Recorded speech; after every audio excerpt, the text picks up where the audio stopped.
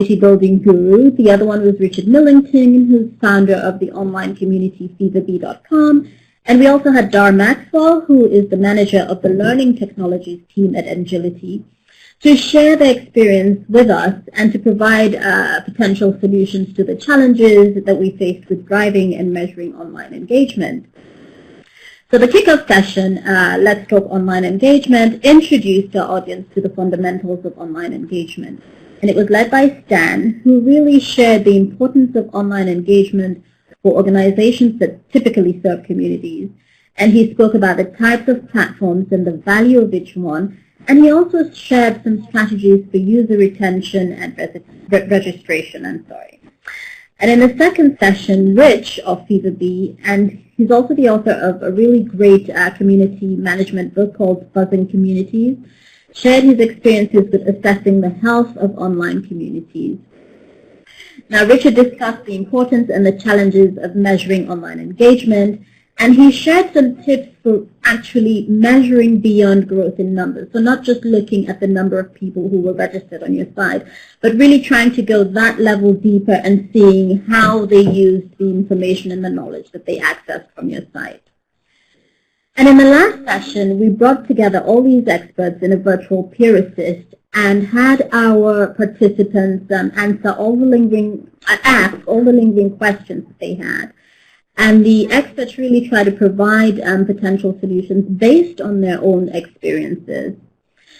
And one of the key successes for us here was really getting these industry experts to be a part of our event. It was the highest attended webinar that we hosted this year. I think in total we had over 90 attendees. And the discussion was really very dynamic. It was very open. People were so willing to share the challenges that they had and the lessons that they had learned whilst trying to figure out their online engagement work. So the session really had a lot of practical tools, resources, and ideas that you can work with your community, with your online community on. And I had to try really hard to kind of condense all that information into 3 key takeaways that I wanted to share with you today.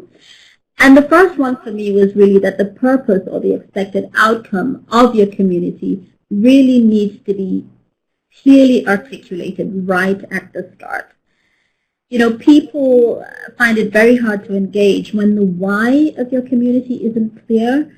So they need to immediately know what you're offering and what the benefits are of their participation. And you need to show them that exactly when you get them to join your community.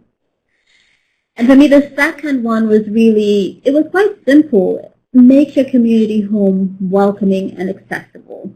So if it's an online platform, use a simple and easy-to-use interface, provide clear sign-up instructions, give people some personal hand-holding when they join at the start as they become familiar with the site.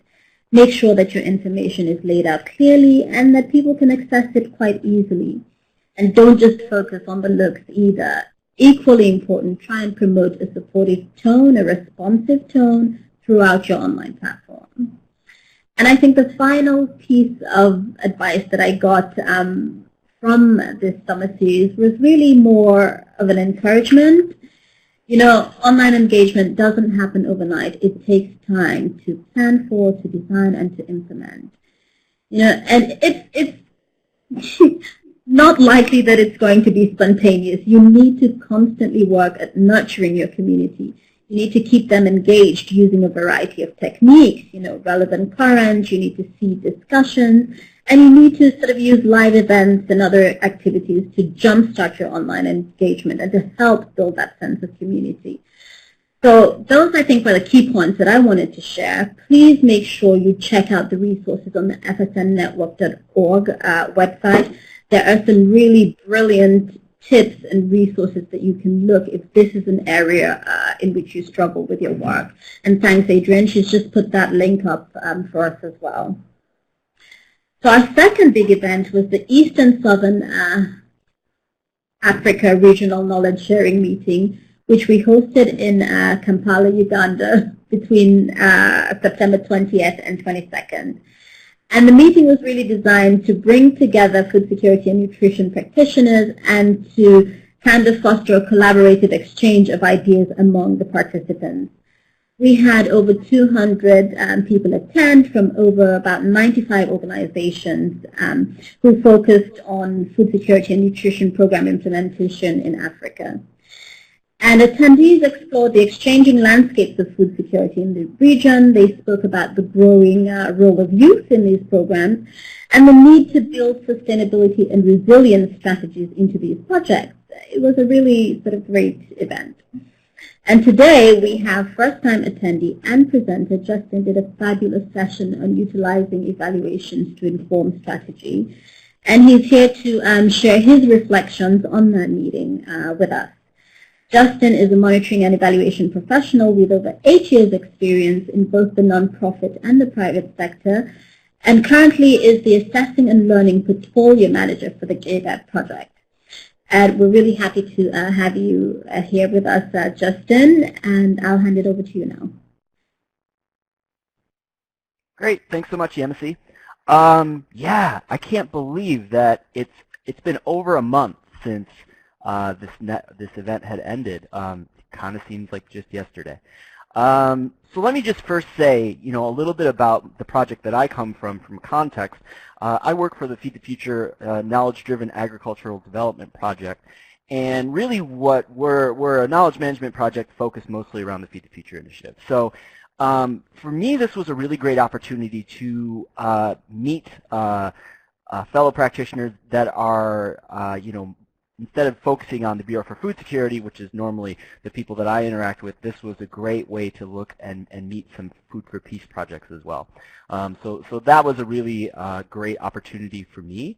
As Yemisi said, my session was about how to use data to inform learning, and looking at this from sort of a headquarters standpoint. So how do we look at the sum total of evaluations across several different projects and use it to inform a larger strategy? But I think my big takeaway from this event was all of the great examples of adaptive management and learning that were taking place at the field level. So let me just give you a few examples based on some of the sessions that I had the opportunity to attend.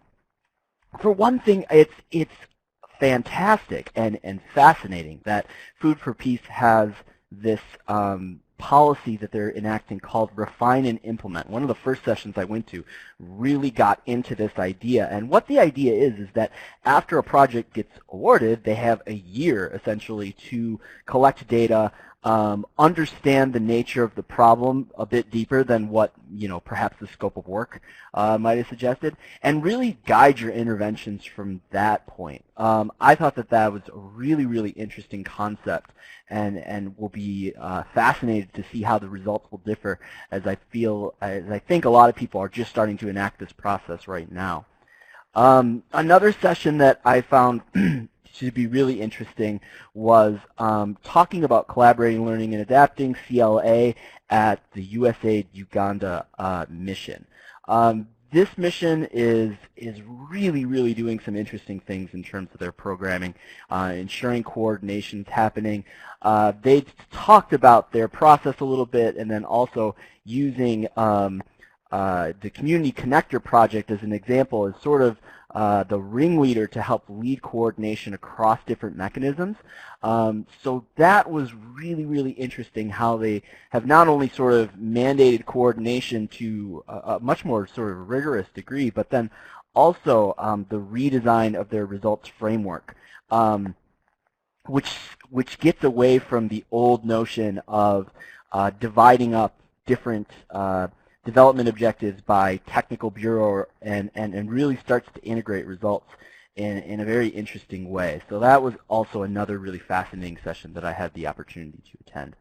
And lastly, just examples about the use of formative research. There was one instance talking about several different nutrition interventions and how that research actually informed their program design. So at the whole, it was really, really great to see just these various examples of using these more adaptive and flexible strategies to really make sure that our programming is being implemented in the most logical way possible, and that really gets at the outcomes that we're looking for.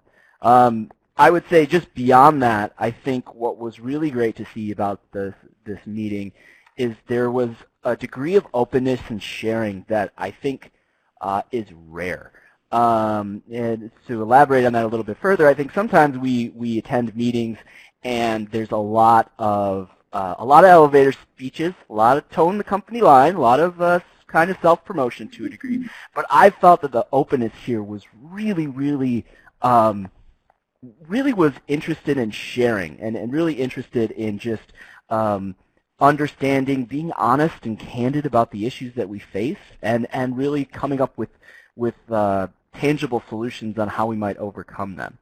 And then lastly, I would be remiss if I didn't talk about just how well executed this event was. I mean, my project does its fair share of events, and we certainly know the old sort of the old philosophy that basically if you really only notice event execution if something goes really wrong, and it really looked seamless. And I know that to have an event look so effortless takes a tremendous amount of effort. So hats off to the TOPS team for pulling that together. That was really fascinating. So any questions on that?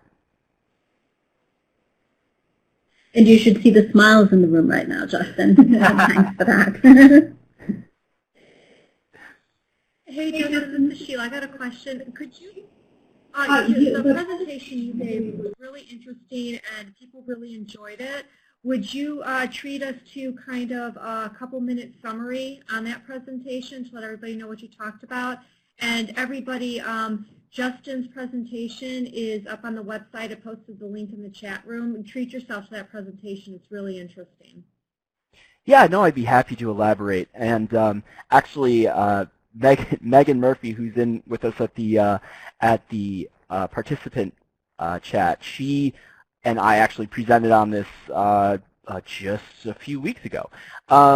So a little bit about what we had done is we were basically tasked with trying to answer the question to what extent the Bureau for Food Security, or the Feed the Future learning agenda, to what degree do we have evidence backing up what's in that learning agenda and trying to fill in some of the gaps. So what we did to try to puzzle through this is we compiled about 196 performance evaluations, and we used a qualitative research tool called Deduce to actually, in a more standardized way, look at what is the sum total of all of these all the evidence across all of these evaluations. And then we used a methodology of in a taxonomy that really looked at independent and dependent variables and helped better sort of map out to what extent there's evidence around some of these performance evaluations. So that was sort of part one. And then part two, which is something that we're still continuing to try to understand and to work with the Bureau for Food Security on, is looking at, so that was looking at the evaluations, but we also wanted to look at monitoring data. And so every Feed the Future mechanism reports these through performance narratives. They're like 2 to 3 page summaries about what the project's been up to, and these are reported on an annual basis to the Feed the Future monitoring system, along with standard indicators that they are addressing. And so what we did is we took the same methodology and we basically looked at about, I want to say it was about 1,100 different performance narratives over the past 2 fiscal years to get a sense of what are some of the major trends across the Feed the Future initiative, and how can we inform the global food security strategy that was being worked on at that time. So that's really what the presentation was about. A little bit of an update. We're still looking through. We've actually been working with USAID to change some of the fields in the Feed the Future monitoring system so that we get at, rather than sort of rote reporting. We get at more substantive lessons learned. So we've been working with the Bureau for Food Security on that, as well as we've been exploring ways to actually use social network mapping to visualize the landscape of projects that are working across the Feed the Future initiative. So these are kind of in their infancy phase. You know, we're still trying to puzzle through how that might work, but we're really excited about what this next year is going to look like, and how we can continue to refine our approach and really just better help guide Feed the Future programming moving forward.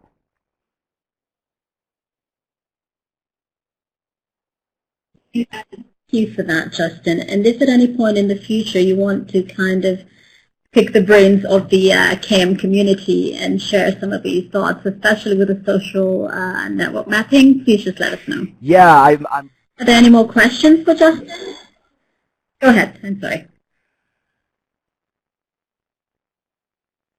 Justin? Oh, yeah. No, I was just going to say, yes, I think we'll be really interested to share out some of the social network analysis work that we're just starting to do. Right, actually, today, a little later, we're meeting with the Bureau for Food Security monitoring and evaluation team to sort of share out our approach and brainstorm how we might be able to use this tool more effectively. Absolutely. It sounds good. Thank you. Thank you so much for agreeing to do this. So now let's move on to tool recommendations, and I'll hand it over to you, Sheila.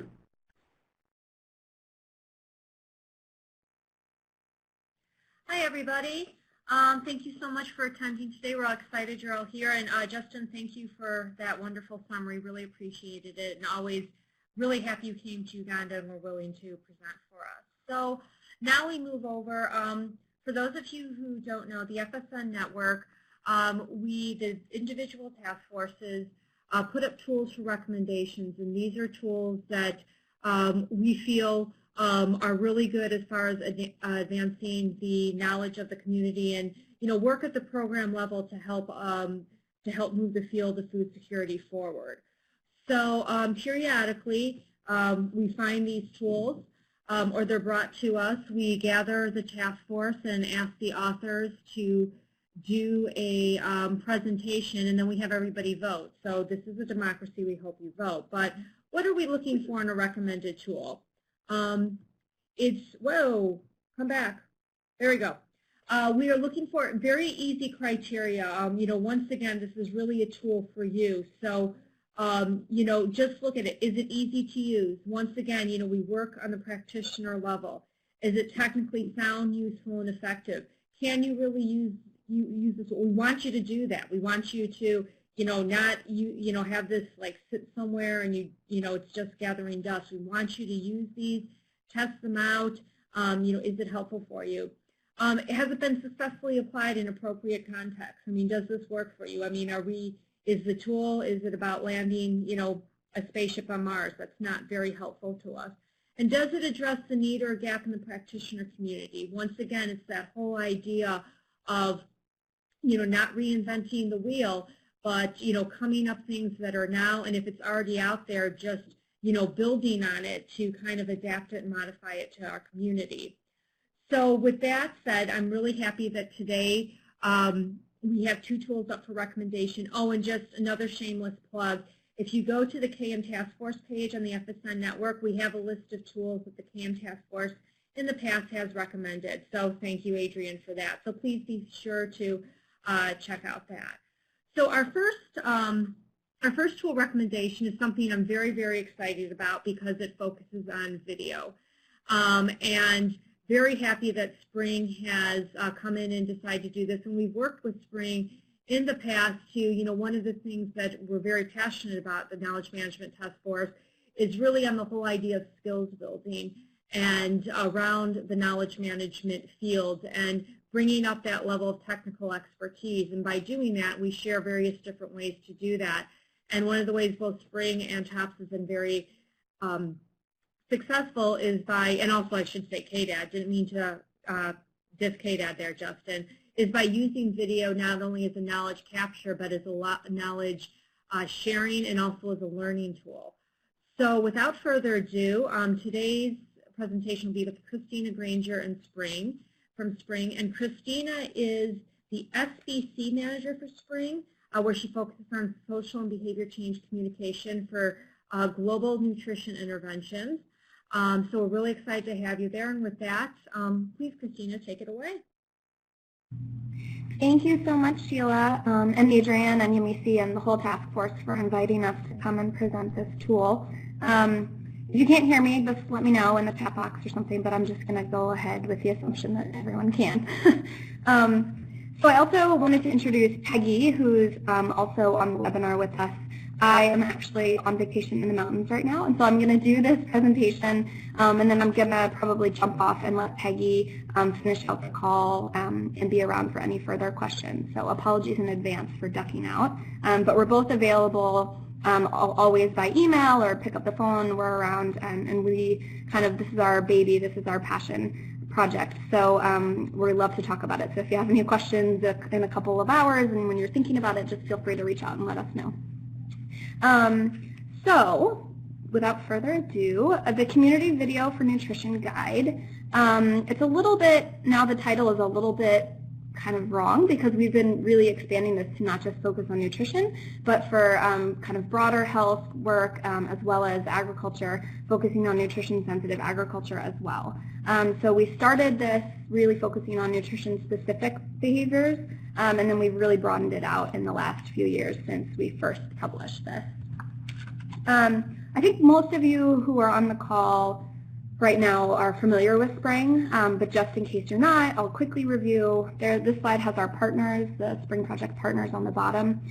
We focus on preventing anemia, system strengthening for nutrition, catalyzing social and behavior change for nutrition and the prevention of anemia, and then linking agriculture and nutrition as well. And we actually were a 5-year project, but now we are in our 6th year as we had a 1-year extension, so we're ending in September 2017. Like another fantastic project that we know.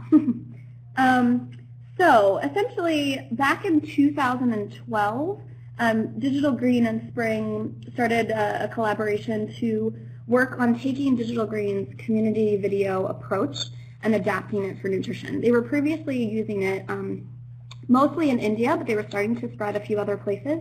They were previously using it to focus on ag behaviors, and so really trying to improve agriculture, improve yields, improve storage, improve everything having to do with agriculture by using this video, this community video approach.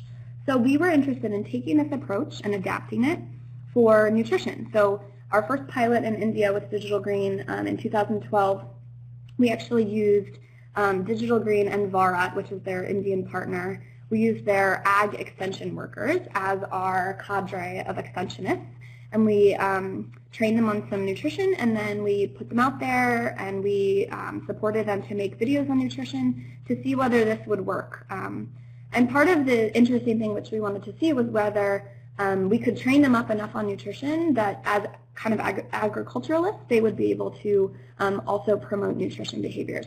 And much to our surprise, it worked really well. We did a feasibility study with IFPRI, and it actually was just published on PLOS ONE, so you can go to our website and see the link out for that. Or maybe my colleague can put it in the chat box in a minute. But so it worked really well. The community video approach was really accepted in the community, and people loved it, and we're really excited to have nutrition videos as well as agriculture videos. So why did we think that this approach would work for nutrition? Essentially, this is a community-led approach. So it's videos that are created by the community and for the community. And Spring sees it as a revolutionary tool for nutrition and health, which kind of blends this innovative and low-cost and increasingly accessible technology with the strength of human-mediated interpersonal communication techniques. So you're really taking the idea of this kind of discussion amongst individuals, and you're kind of adding this technology video on top of it. So it's, the video is just kind of like a tool in the model. It's really the people and the social dynamics which you're playing off of and you're incorporating that ensure its effectiveness. And as I said before, we leverage people-based extension services. So we now have done it in a few places, but we've used ag extensionists or health extensionists or other kind of community extensionists in order to use them as the kind of disseminators and also the production teams for the videos. So we felt like, essentially this tool, this video was a tool for engagement and empowerment, motivation, and just connection for community members to come together and discuss topics that were relevant to their everyday lives and also really important for them. It was things that they wanted to hear about as well. They felt like they weren't getting access to nutrition knowledge, and so this was a way to put out additional information that we could be sure was technically accurate and spread it and scale it a little bit further than just a one-on-one conversation with a health worker, for example. So we've been doing it. We started in India, and then we expanded and adapted this approach in Niger. And as we were adapting this approach in Niger, we began to take those lessons learned, and we put out this community video for nutrition guide based on that. And then since then, we've scaled up in Niger. We've expanded to Burkina Faso in combination with a community radio approach as well.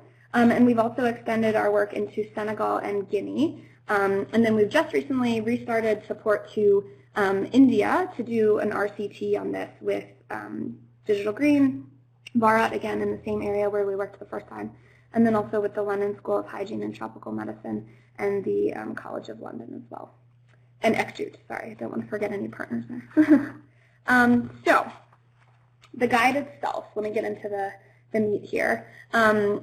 Adrian, I think, put out the guide, the link for the guide on the FSN network, but I do want to say that I think that's just a link to download the PDF, and I really want to push you guys to go visit the Spring website because we have an online version of the guide which includes a page with all of our appendices, which has downloadable Word versions of all of the tools that we use. So we're making everything available that we've used so people can really take this approach, pick it up, adapt stuff for their context, and then use it so you're not recreating the wheel every time.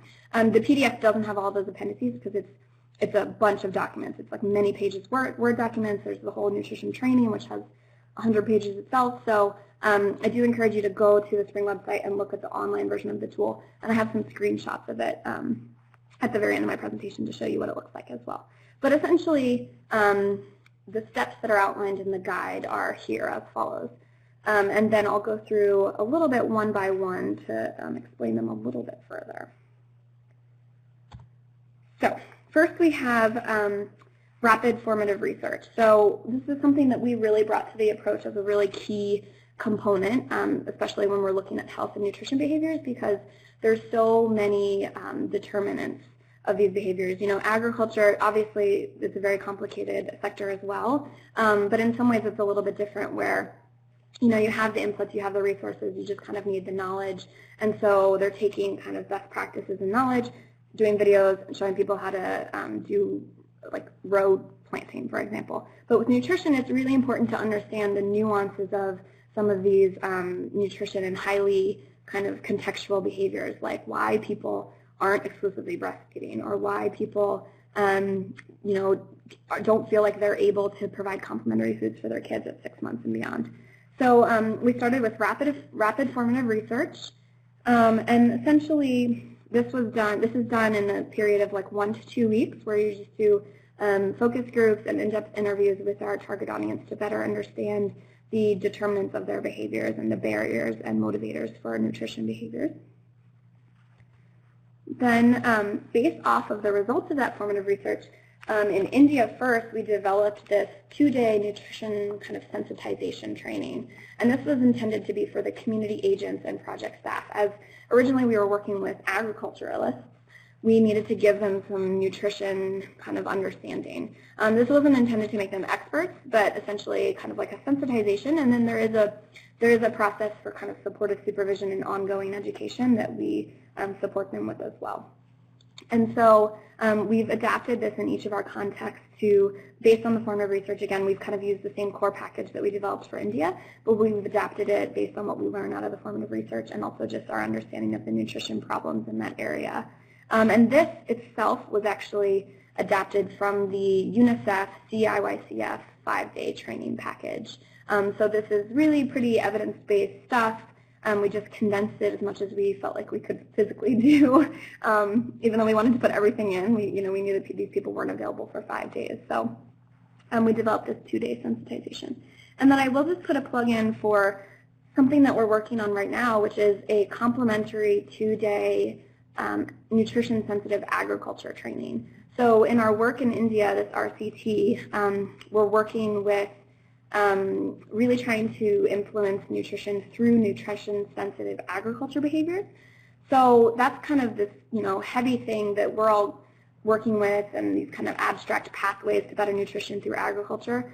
So we wanted to really kind of take these abstract pathways and develop a training to get people that are working with communities on the ground to understand what we mean when we say nutrition-sensitive agriculture behaviors.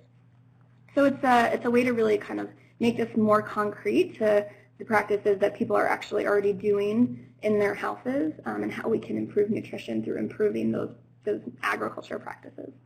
So this is ongoing right now, and hopefully we'll have that finished in the next few months, and we'll be able to put it up as an appendix as well. All right.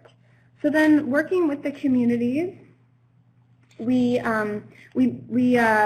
this is actually, so this is complementary to kind of the digital green approach. I've kind of missed saying that before. So the digital green approach outlines, we have in their standard operating procedure some of the kind of other things that go in parallel to this guide. And in the guide itself, it will refer out to the digital green standard operating procedure for some of the things like, video production training, video dissemination training, and those kinds of things. And so this is just goes parallel to it, to the key pieces that we really brought in for improving the behavior change aspects, and also really focusing in on nutrition.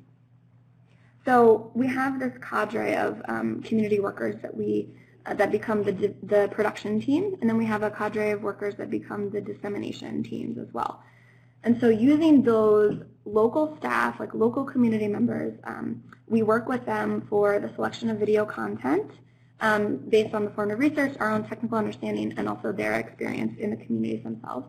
And then we work with them to design the storyboards as well. So this helps us make sure that the content is really highly contextual and appropriate to the communities and to the homes and the households, and that people feel like they can actually do this because it's coming out of their own community members, essentially. And then we recruit community video stars. So typically, in a perfect world, we would use positive deviants, so people that are already practicing these improved and recommended behaviors, and feature them, doing these improved behaviors, and try to encourage other community members to do them. However, a lot of these behaviors, nobody is really practicing in them in the communities already. So for some of them, we recruit early adopters of the behaviors. So people that are influential in the community or already seem to have some improved practices, we would then encourage them to try a practice, and then we would have them be featured in a video about this practice, why it was hard, what made it easier, why it was important to them, why it was important for nutrition, and then they would be the stars of the video, essentially. And we also look to them as role models in the community after that. And then we have, along with that, the production of the videos, which is done, again, by the local production teams. And most of these pictures are from our work in Niger, but we have pictures from all of our contexts. We just haven't had a chance to plug them into our PowerPoints yet. Here's some more pictures from Niger. I love this one. You can see all of the community members looking to see what's happening there. And then we have the dissemination of the videos. So the equipment that we use is part of the really exciting thing here, because it's really, it's low cost relatively for this kind of thing, and it's also highly portable. We use these little Pico projectors, which a number of you have seen us present at the knowledge meetings or the other items as well. And then we use in Niger, we also have these solar chargers. Hold on one second, sorry.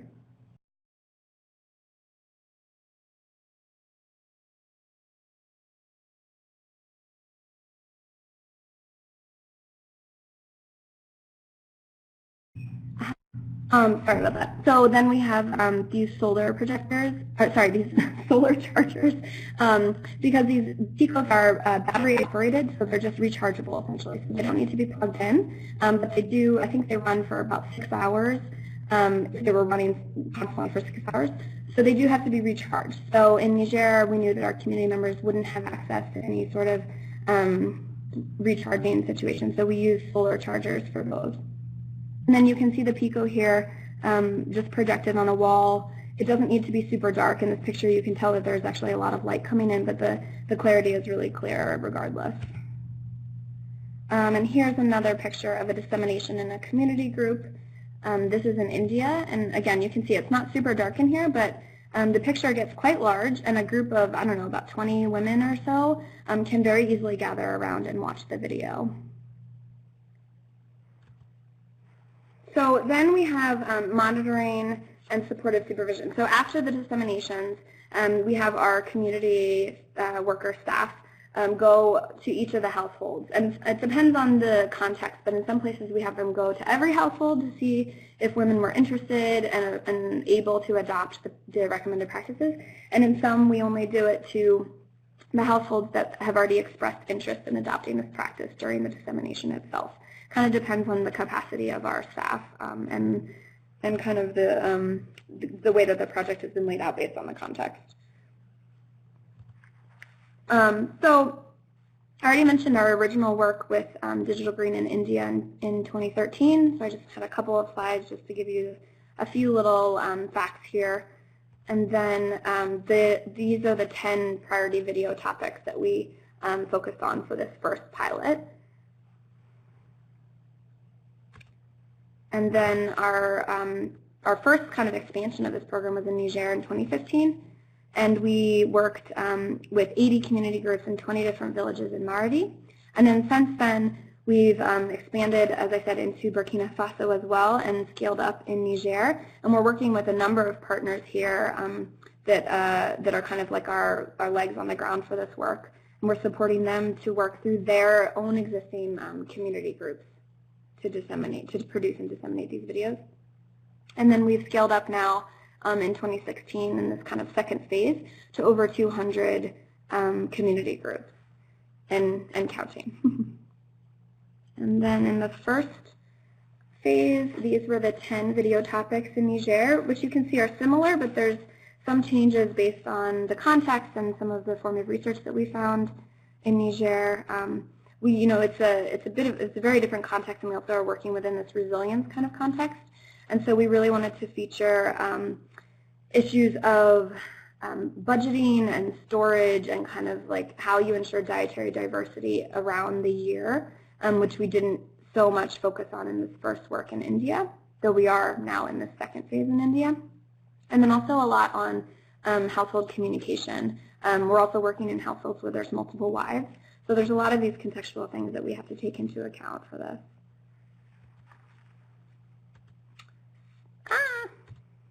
Okay, so here's again, a beautiful community video for nutrition guide. And this is where you can find it online. It's pretty easy to navigate to, and I think a couple of people have put the link in the chat box already. And then here are some screenshots of our online, the online version essentially.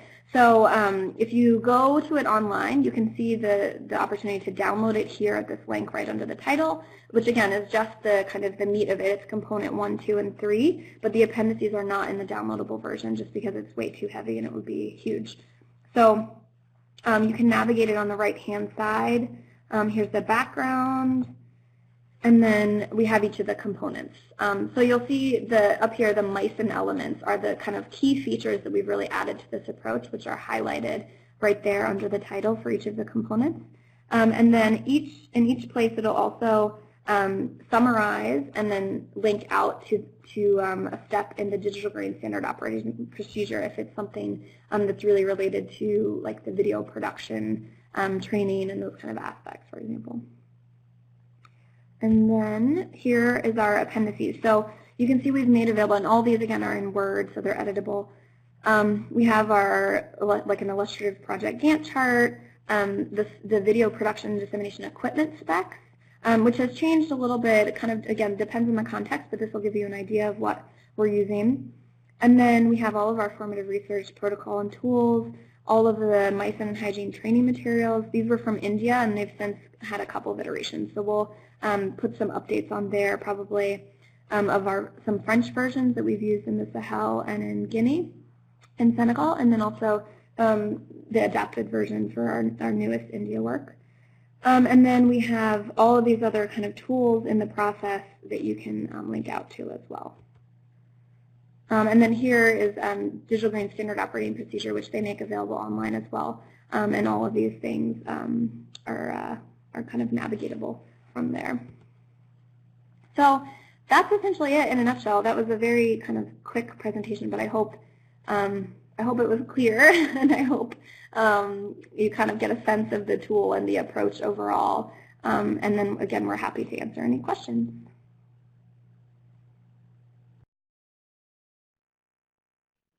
Thank you, Christina. That's a great presentation. This is such an exciting project, and I can't tell you how much I love seeing this in video used and what you guys have done with this to really kind of elevate the use of video for knowledge sharing and capture. We had a couple of questions that came in on the chat box, and so please, people, if you have more questions, please type those in. But the first one's from Yemisi. And we did get a little bit of feedback from one of your colleagues, but we were kind of wondering on your take on this. Did you have to build a production capacity from scratch, or was there already some existing knowledge you can build on, and how long did this take? Great question. It, again, kind of depends on the context. So in India, we were working with communities and partners that Digital Green had already been working with, so they had already done the production training with those groups. And so we were just trying to see if we could embed nutrition, kind of raise the capacity for nutrition, and also roll out nutrition if this is a trusted source of kind of nutrition information. So there we already had the production capacity. But again, those were still community staff that had already been trained. They just had been doing it for a little while. And then when we went into Niger, we actually did have to find some groups to become our production hubs. And it kind of varied. We were able to find some people in the community that were already part of like a community radio station. So they had some understanding of technology essentially and media, for example. And then I think some of our other hubs were a little less technically they didn't really have the technical understanding. You need people that are literate for this type of work because they have to develop these storyboards and have to reference the technical information, which we call the POPs, the package of practices. But there's not a prerequisite of media experience necessarily. It really is pretty easy to learn. We've done some of these trainings with, in great collaboration with you guys, with Adrienne and with Sheila and Michelle, where we've taught people that, even in a couple of hours, they can learn to make some pretty crude, but also pretty great little videos themselves. So it's not so hard, and they do get better. The first video that the teams make is not going to be the best, but every time, the more practice they have, the better it gets. You can use kind of more advanced cameras, but you can also even use like little tiny flip cams. And they really make pretty good video to be able to show. You're not, blowing it up to be like some huge 5 foot by 5 foot HD kind of screening, but it's, it turns out really great video for what we're using it for. And people like that it's kind of homegrown. It doesn't need to be like a Bollywood type video. It really is like homemade, and people enjoy that. So you don't have to have existing capacity necessarily, no. Great, thank you. Ryan, thank you, Ryan, typed in a question. Could you describe further how the videos are disseminated? SHGs, ? How is attendance and motivation during showing of films? Yeah, so apologies. There's a lot of kind of acronyms that we use because we get so entrenched in this work. We forget, what's like a normal acronym and what's something that we've just been using internally. So SHG stands for self-help group.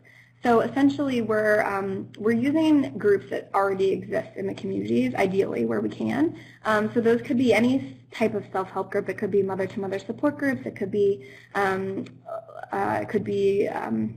savings and loans groups, for example. It could be, we have husband schools, we have adolescent groups in some. And so these are, ideally, you're working through a group that already exists, and you're just kind of embedding this video as a tool to facilitate further kind of knowledge sharing and further dialogue within the group. And so sorry, let me just go back to your actual question besides just what was an SJC.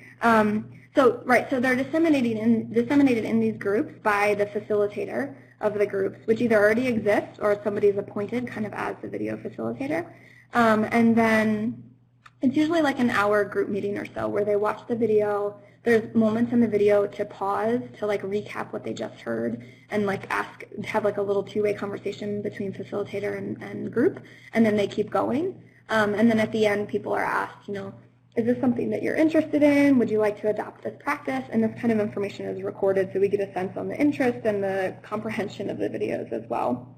And attendance is really, really great. I mean, in most of our studies, we found that the attendance for videos is much higher than the attendance for just like the normal self-help group meetings. I mean, and I think that's pretty obvious. Like, video is exciting, especially in some of these really remote communities where some people may have never even seen a video in their lives.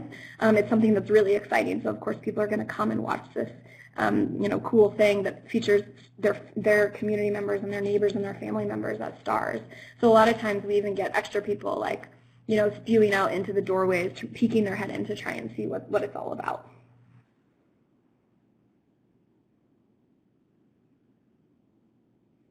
Is there another question? Let me see.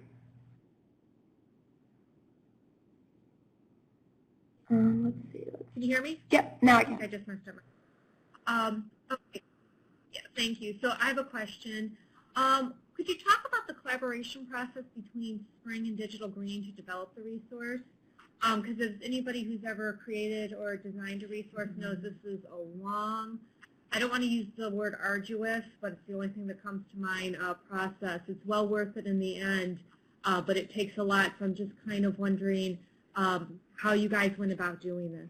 Yeah, that's a great question. I actually feel like I've also been involved in developing a resource in partnership, and it can be extremely painful. And I don't know whether it was just a product of Digital Green as an organization or the people that we were working with or just like the excitement for this, but we actually had a really great collaboration. I mean, we're continuing to work with Digital Green, so we have a great kind of relationship with them already anyway, but developing the resource, it's actually like fairly smooth. It took a while just because, in USAID-funded projects, these things have to go through a lot of review and such. But, because we were using Digital Green's existing standard operating procedure and trying to build off of that, we went back and forth whether we wanted to make one comprehensive resource that included everything, but we just felt like that was a little bit of a waste of time because they already have this standard operating procedure. Why are we going to recreate that in addition to this other piece? So we wanted to really just build on top of it. And so I think for the most part, we'd created outlines and then, we had input from Digital Green, and because we were really focusing on the mice and the nutrition elements that we were adding to this approach, I think it's probably safe to say that we took like a leadership role in developing this resource, and then of course we had lots of inputs and conversations with Digital Green as it evolved. But for the most part, it was fairly painless, I would say. We had a really good collaboration. We all knew what we were doing here, so there wasn't a lot of questions like, oh, this isn't right or something, because it was based off of our experience. It wasn't like just us thinking about how this approach could work. It was really based off of how it did and was working.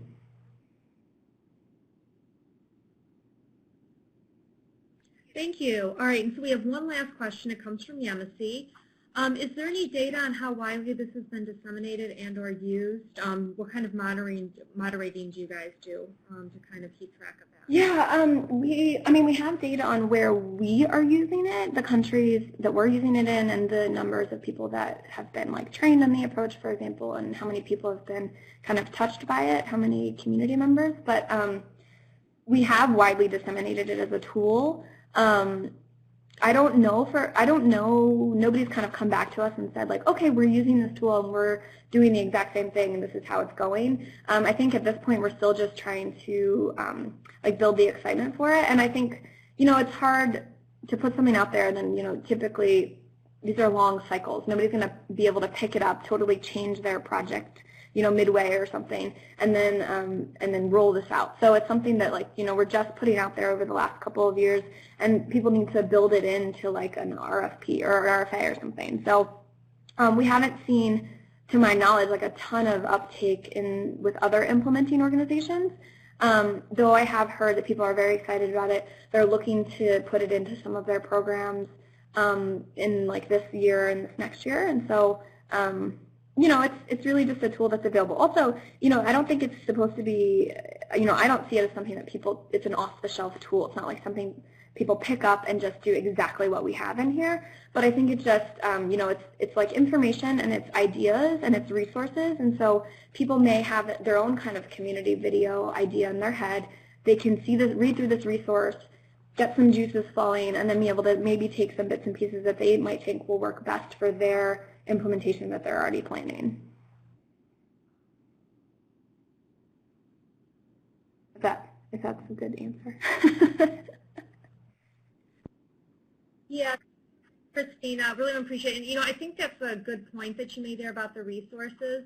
We do these things, we do them with love, but let's face it, they're not New York Times bestsellers, but that's okay. They're there when people need them, and I think that's important that we do that. So again, I want to thank you so much, and thank you especially for doing this while you're on vacation. That is definitely above and beyond the call of duty. And so just for those of you who don't know, as far as the voting process, what will happen is we will send out an email with links on voting for this. So I hope you do, as you see, this is a really great tool, and we really appreciate it. So now we're going to switch over to the second one, and I'm going to talk about that. Thanks. So as the PowerPoint Thanks so much, loads guys. up, I have to jump off here, but Peggy will be around, and again, feel free to reach out later, and thanks for giving us the opportunity. No problem. Thank you, Christina. And okay, so now for the second tool. In tradition with all TOPS tools, it has a ridiculously obnoxious title. It's a guide to developing a knowledge management strategy for a food security and nutrition program. I probably don't have to tell you much more about the tool based on that. But so one of the things to get started with, so what exactly is this tool? What it is, it's a practical, not a theoretical tool that takes you step by step through the process of developing a KM strategy at the program level. And that is very, very important at the program level. And it's, besides just taking you through step by step the process, we wanted to give you what you need to create your program strategy. Definitely things like a rationale. Why do you even need to do this? Because that's probably one of the first questions you're going to be asked. Why do we need a KM strategy for our program? What are the components? What do you need in a strategy to make it very strong and sound? You need a vision statement. How does the strategy support the program's overall goals and objectives? Governance and management. A lot of times when a program's created, immediately, there's governance structures that are put into place. Who's doing what? Well, how does KM fit into that? How can it help kind of strengthen and improve these governance practices? Also a risk plan, and I think this is something we can all very much in international development relate to. How do you develop a strategy that's agile enough and that's adaptable enough to when circumstances change, because they're going to make sure your KM strategy is still relevant? And then also, things like we need to have sustainability, very important. And there's a lot more components. But now you're saying, that's great, you need to put all these things, but how do you do this? And that's where the step-by-step comes through, is like we give you the processes and activities you need to do to be able to go ahead and gather this information and find out what is needed in your program so you can develop that strategy. And another very important thing in it is the role of the KM specialists or practitioners. What skills do KM people need to bring to the table to facilitate this process and to carry it out to build that strategy? So what is unique about this guide? First of all, focus on the program level. Part of that has to do is that's what TOPS does. We focus on strengthening, and it's all about better food security and nutrition program. But also is very important because one of the things we realized as we started getting into this process, there are precious few, if any, tools on how to develop a KM strategy at the program level and for food security and international development specifically.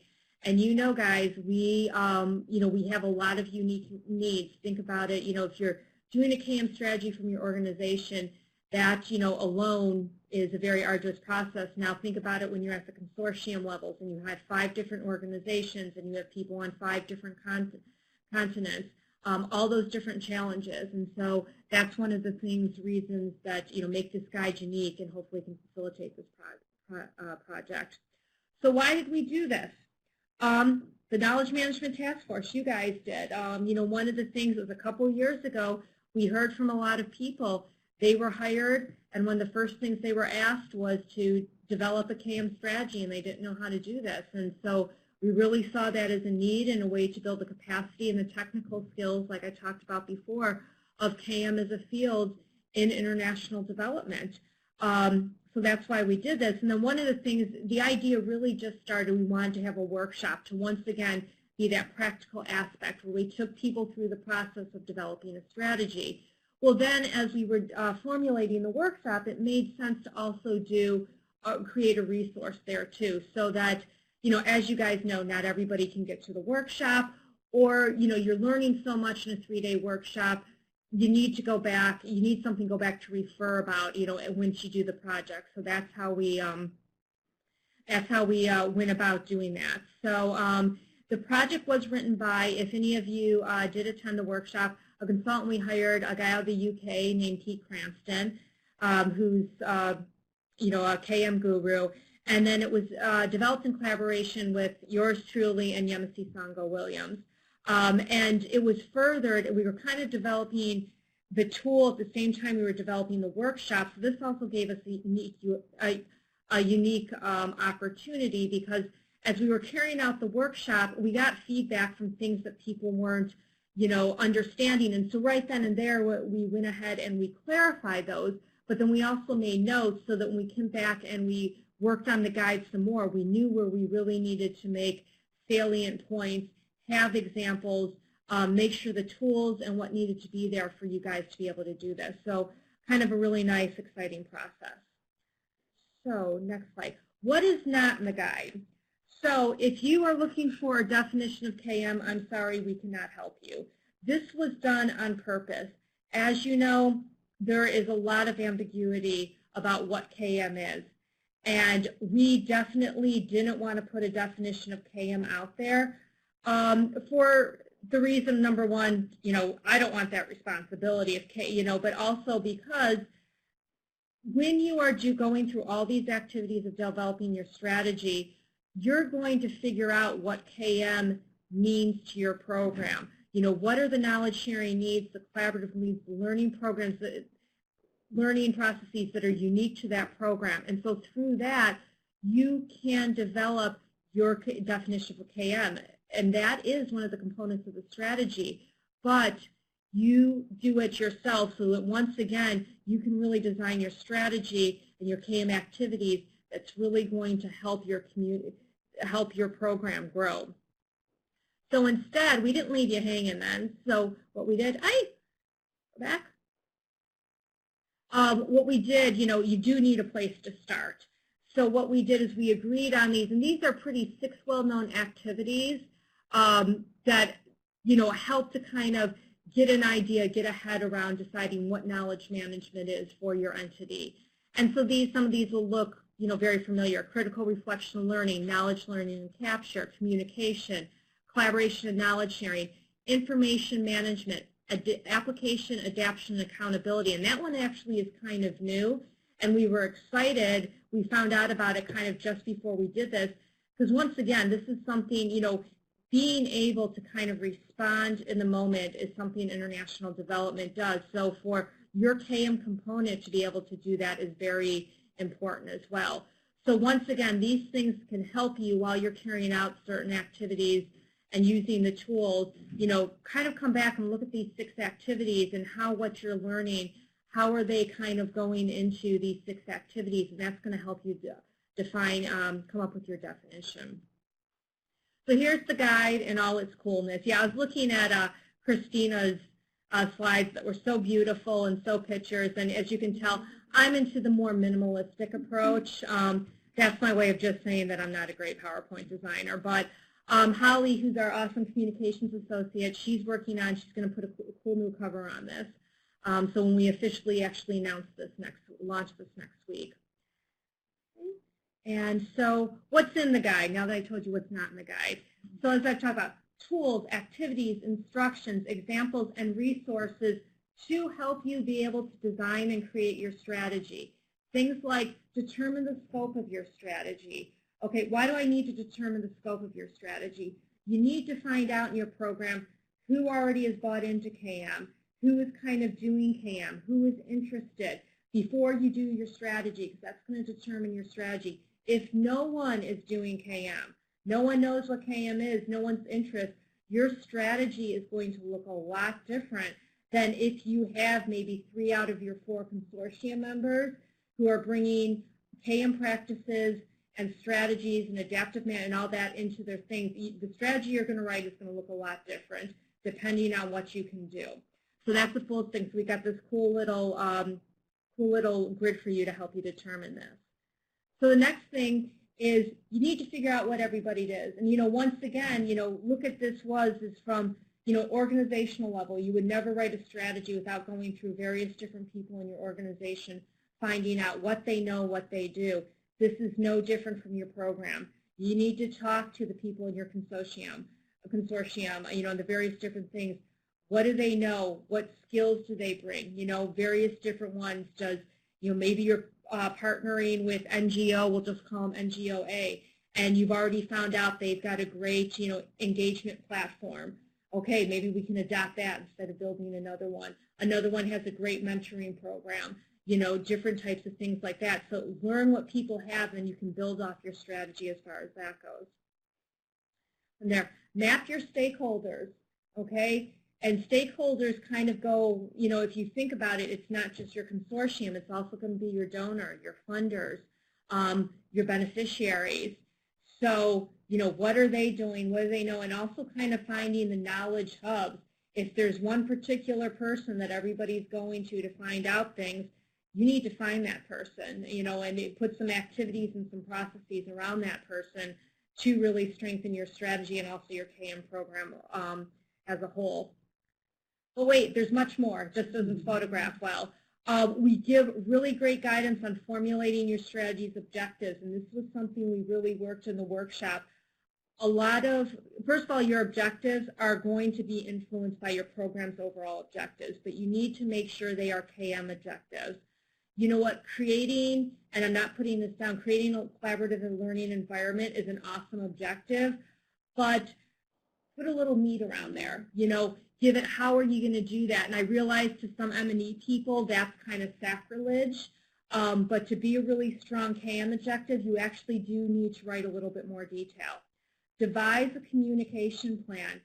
How are you going to, slowly introduce your KM strategy to kind of create that atmosphere and that environment of change management.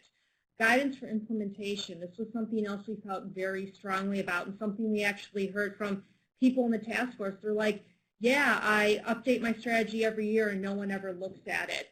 It was, how do we get it out there? Because creating your strategy is step one. It's actually getting implemented where you're going to make that impact. One thing I didn't put in here, and Yemisi can shame me for the rest of my life as an M&E person, we do put in guidance to developing indicators to monitor and evaluate the impact of KM. Once again, this is one of the unique things to international development and to programming. You need to show your impact.